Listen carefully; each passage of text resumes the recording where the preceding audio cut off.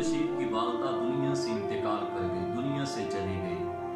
उन्होंने एक आलिम दीन से अर्ज की, हुजूर मेरी वालदा का ख़त्म शरीफ है फला दिन, आपने कुछ न कुछ पढ़ कर आना है।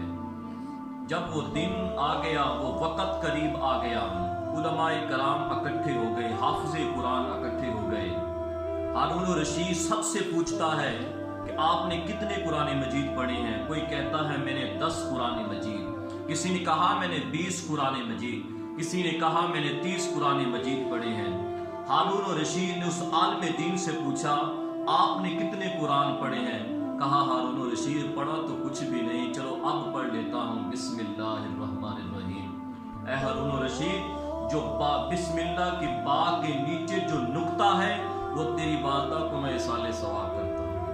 हारून रशीद को बड़ा गुस्सा आया, इसने पढ़ा भी कुछ नहीं इन्होंने, और कहते हैं कि एक नुक्ता वो इसाले सवाब करता हूँ। हारून रशीद कहते हैं हमें बड़ा गुस्सा आया, जब रात को सोया तो देखा मेरी माँ जन्नत की सैर कर रही थी। तो माँ से पूछा अम्मी जान आप किस अमल की वजह से जन्नत की सैर कर रही हैं।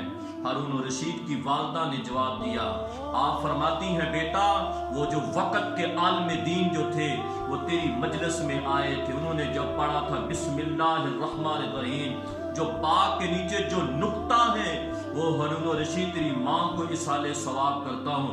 अल्लाह करीम ने बा के नुक्ते के सदके मेरी बख्शिश फरमा दी है। उन्होंने खलूस नीयत के साथ पढ़ा, और जो दूसरे थे उन्होंने खलूस नीयत के साथ पढ़ा या नहीं पढ़ा ये तो एक अलहदा बात है, लेकिन एक नुक्ते ने हारून रशीद की वालदा को जन्नत में पहुंचा दिया। वजह क्या है? उन्होंने खलूस नीयत के साथ पढ़ा।